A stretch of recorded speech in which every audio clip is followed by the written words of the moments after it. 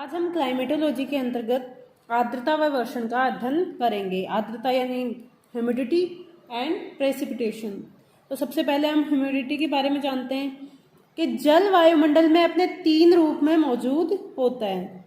यह गैसीय अवस्था में जलवाष्प के रूप में, तरल अवस्था में जल की बूंदों के रूप में और ठोस अवस्था में हिमकणों के रूप में रहता है। तो देखा जाए तो जो जल है वो वायुमंडल में 3 अवस्थाओं में पाया जाता है। पहला उसका गैसीय रूप जो है वो किस रूप में पाया जाता है? जलवाष्प के रूप में, वाटर वेपर के रूप में, गैसीय स्वरूप में पाया जाता है। जल की बूंदों के रूप में, ड्रॉपलेट्स के रूप में ये किस में पाया जाता है?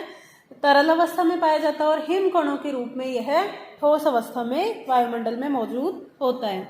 अब वायुमंडल में मौजूद होने वाली अदृश्य जो जलवाष्प है उसकी मात्रा को ही ह्यूमिडिटी कहा जाता है। यानी हमारे आसपास वायुमंडल में जो जल है वो जब गैसीय स्वरूप में पाया जाता है तो उसी जल के गैसीय स्वरूप यानी वाटर वेपर को ही हम क्या कहते हैं? आर्द्रता या ह्यूमिडिटी के नाम से जानते हैं। वायुमंडल में 16 किलोमीटर से अधिक ऊंचाई पर आर्द्रता नहीं पाई जाती।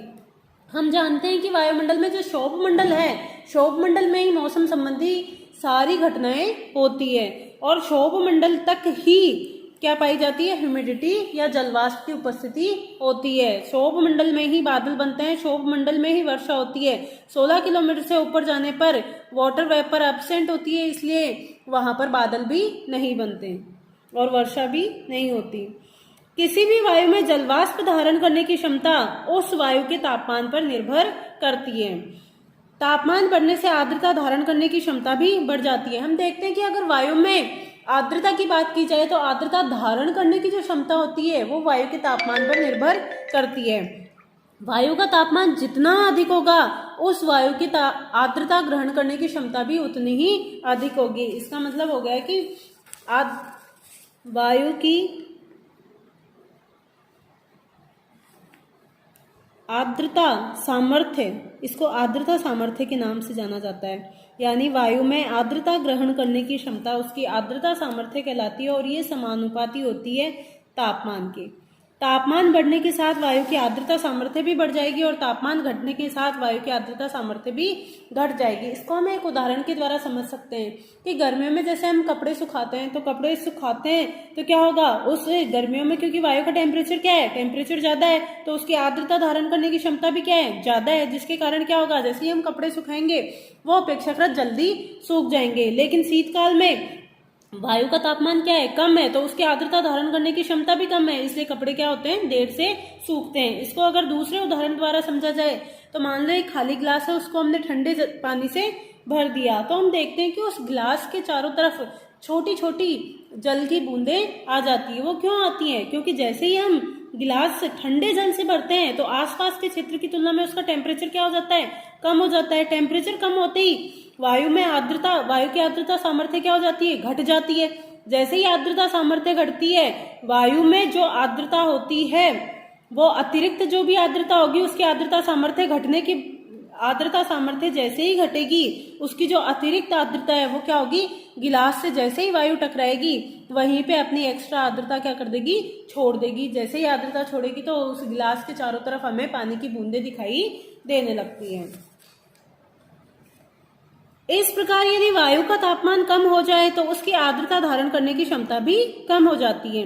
वायुमंडल की आर्द्रता को निम्नलिखित रूपों में व्यक्त किया जाता है। अर्थात आर्द्रता यानी ह्यूमिडिटी के मुख्यतः 3 प्रकार होते हैं। पहला होता है एब्सोल्यूट ह्यूमिडिटी, दूसरा होता है स्पेसिफिक ह्यूमिडिटी और थर्ड होता है रिलेटिव ह्यूमिडिटी। हम जानते हैं कि वर्षा की दृष्टि से रिलेटिव ह्यूमिडिटी का सबसे ज्यादा अध्ययन किया जाता है। रिलेटिव ह्यूमिडिटी के बारे में पता लगा के हम बता सकते हैं कि अब वर्षा होगी या नहीं होगी। तो सबसे पहले हम पढ़ते हैं एब्सोल्यूट या निरपेक्ष आर्द्रता। हवा की प्रति इकाई आयतन में मौजूद जलवाष्प की मात्रा को निरपेक्ष आर्द्रता कहा जाता है। इसे ग्राम प्रति घन मीटर के रूप में व्यक्त किया जाता है। यह कोई विश्वसनीय सूचकांक नहीं है। क्यों नहीं है? क्योंकि तापमान और वायुदाब में परिवर्तन के साथ ही हवा के आयतन में भी परिवर्तन हो जाता है। इस प्रकार निरपेक्ष आर्द्रता भी परिवर्तित हो जाती है। तो हम एब्सोल्यूट ह्यूमिडिटी की जब निरपेक्ष आर्द्रता की बात करते हैं तो देखते हैं निरपेक्ष आर्द्रता क्या होती है? वायु के प्रति इकाई आयतन में, अर्थात वायु का आयतन में मौजूद, ठीक है, देखो हवा के आयतन,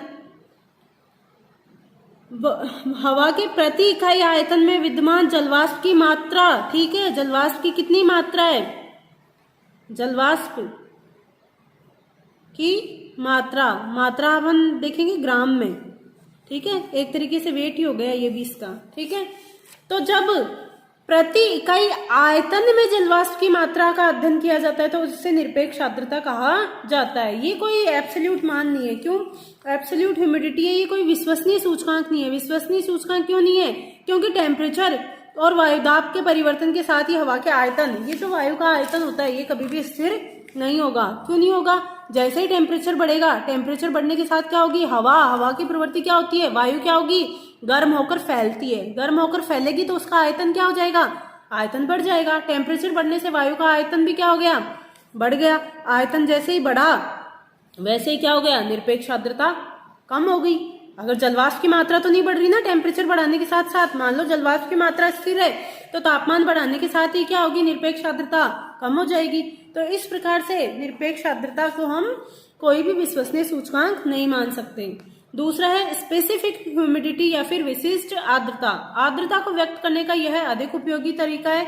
हवा के प्रति इकाई भार में जलवाष्प के भार को विशिष्ट आर्द्रता कहा जाता है। इसे ग्राम प्रति किलोग्राम के रूप में व्यक्त किया जाता है क्योंकि इसे भार की इकाइयों के रूप में माना जाता है, अतः इस पर वायुदाब या तापमान के परिवर्तन का कोई भी प्रभाव नहीं पड़ता।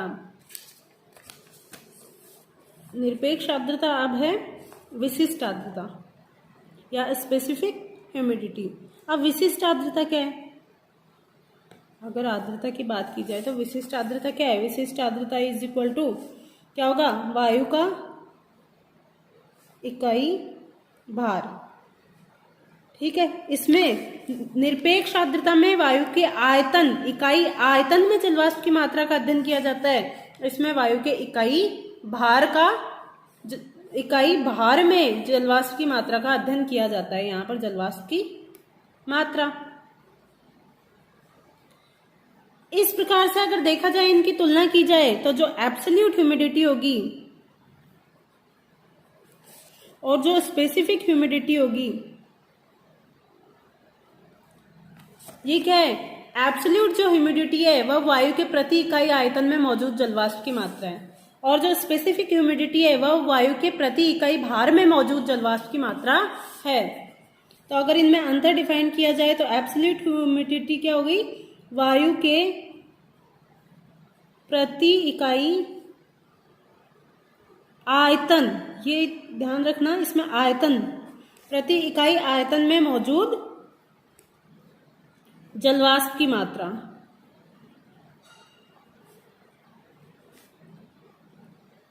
और अगर स्पेसिफिक ह्यूमिडिटी की बात की जाए तो वायु के क्या होगी, प्रति इकाई भार में मौजूद जलवाष्प की मात्रा।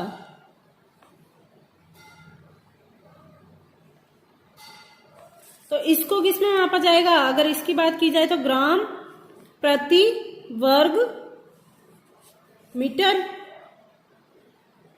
ठीक है, ग्राम प्रति वर्ग घन मीटर, घन मीटर हो जाएगा, वर्ग नहीं होगा। वर्ग क्यों नहीं होगा, क्योंकि हम आयतन की बात कर रहे हैं तो आयतन में लंबाई, चौड़ाई इंटू ऊंचाई तीनों का अध्ययन किया जाता है। क्षेत्रफल में सिर्फ लंबाई और चौड़ाई का अध्ययन किया जाता है तो वहां वर्ग आता है, जबकि आयतन में लंबाई, चौड़ाई यानी तीनों विमाओं का ध्यान रखा जाता है, इसलिए यहाँ पर क्या आएगा, ग्राम प्रति घन मीटर। और यहाँ पर अगर बात की जाए तो ग्राम प्रति, क्योंकि प्रति इकाई भार की गणना कर रहे हैं हम, तो ग्राम प्रति किलोग्राम, यानी 1 किलो वायु में उपस्थित जलवाष्प की ग्राम में मात्रा उसकी स्पेसिफिक ह्यूमिडिटी कहलाती है। 1 घन मीटर वायु के आयतन में उपस्थित जलवाष्प की मात्रा उसकी एब्सोल्यूट ह्यूमिडिटी कहलाती है।